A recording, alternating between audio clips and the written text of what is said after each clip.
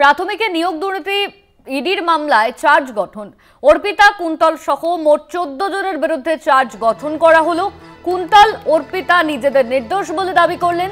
রাজনৈতিক প্রতিহিংসার অভিযোগ তুলেছেন কুন্তল ঘোষ। নিয়োগ দুর্নীতি মামলায় জড়িত এই কুন্তল ঘোষ আর অর্পিতা পার্থ ঘনিষ্ঠ অর্পিতা ও কুন্তল ঘোষ সহ 14 জনের বিরুদ্ধে চার্জ গঠন করা হলো।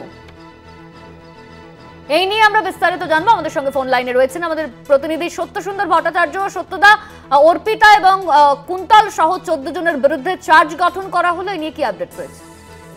দেখো, প্রাথমিক নিয়োগ দুর্নীতির যে মামলা নগর দায়রা আদালতে সিবিআই-এর কোর্টে বিচারক শুভেন্দু সাহার এক্সাম এবং গতকাল তুমি জানো যে মোট 54 জন অভিযুক্তের মধ্যে গতকাল চট্টোপাধ্যায়, সুজয় ভদ্র ছজনের বিরুদ্ধে চার্জ গঠন করা হয়েছে।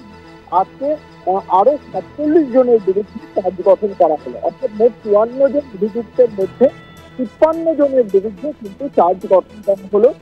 সিবিআই-এর স্পেশাল আদালত এদের বিরুদ্ধে গঠন করলো এবং আজকে সকালে শুনানি কিন্তু সিবিআই-এর স্পেশাল কোর্টের বিচারক শুভেন্দু সাহা এদের বিরুদ্ধে অভিযোগ করে শোনান এবং বিচারক তখন বলেন যে প্রাইমারি স্কুলে ভর্তিতে যে দুর্নীতি হয়েছিল তাতে পার্থ চট্টোপাধ্যায়, ভট্টাচার্য, সুজয় কৃষ্ণ ভদ্র, অমন সিং এদের সঙ্গে বিভিন্ন ভূমিকা রয়েছে এবং তারা যুক্ত ছিলেন এবং তারা দুর্নীতির সঙ্গে বিভিন্ন ভূমিকা পালন করেছে দুর্নীতির বিষয় এবং অপরাধ করে টাকা বা সম্পত্তি উপার্জন করেছেন। সেই উপার্জন বেআইনিভাবে লেনদেন করা হয়েছে।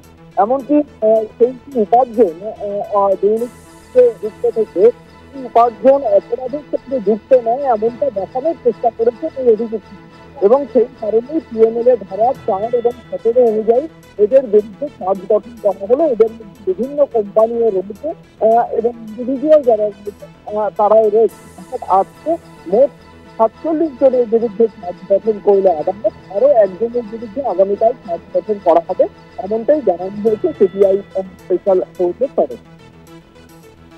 ধন্যবাদ তোমার সত্য। আমাদের সঙ্গে ফোন লাইনে ছিলেন আমাদের প্রতিনিধি সত্যসুন্দর ভট্টাচার্য।